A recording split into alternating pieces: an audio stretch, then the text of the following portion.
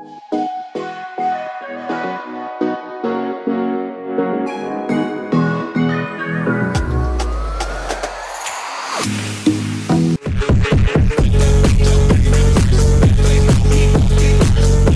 Jagannath my friends, welcome to my channel NS blogger.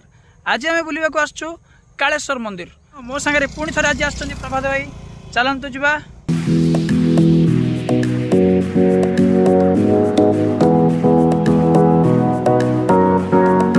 आम राजधानी Bhubaneswar to Kaleshwar मंदिर मात्र 157 किलोमीटर। गंजाम जिलार पुरस्तमपुर ग्राम पंचायत समिति खईडा ग्राम में कालेश्वर मंदिर अवस्थित। आम एवं आसी पहुँची जाइए कालेश्वर मंदिर में। आपण मैंने देखिपे कालेश्वर मंदिर में बहुत बड़ यात्रा चलती, लोक मान गहली बहुत अच्छी। कार्तिक मास शेष सोमवार में आम आज आसी जाइए कालेश्वर मंदिर।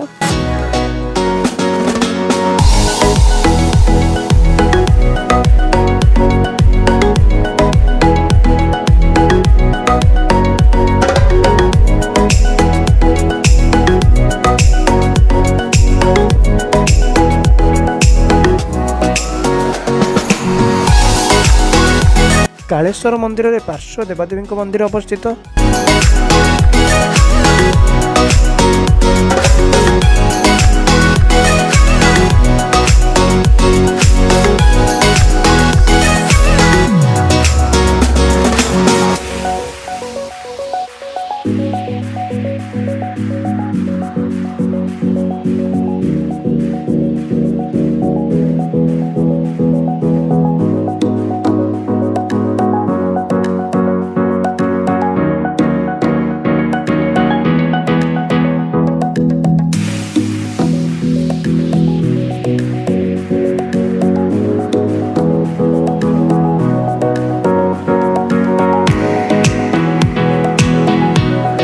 एबे आमे आसी जाइछु कालेश्वर मंदिर रे थिबा पार्क को जीवा पई टिकेट रो मूल्य मात्र 5 टंका।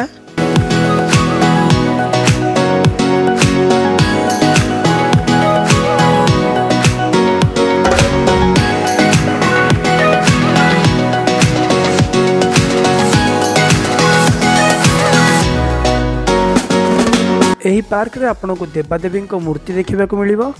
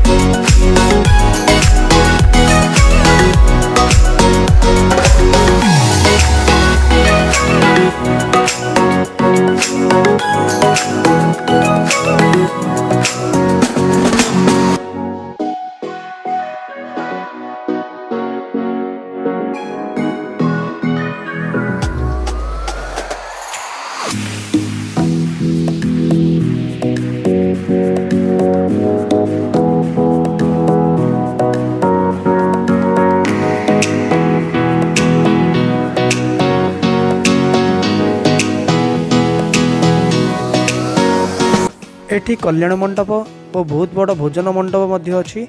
गोटे संगे एठी 2000 लोक बसी खाई पारिबे।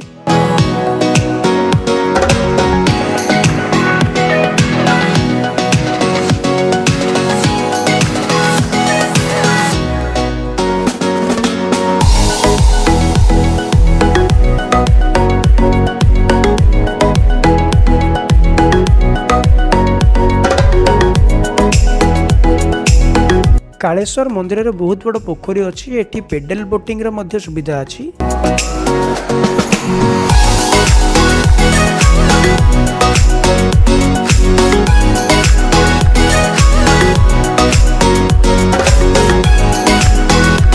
आउ हाँ, आपण निश्चय आसंतु कालेश्वर मंदिर को, महादेव को दर्शन करंतु, आशीर्वाद नियंतु। आउ आम वीडियो टी केमिति लागिला कमेंट रे जणांतु। लाइक शेयर सब्सक्राइब करंतु।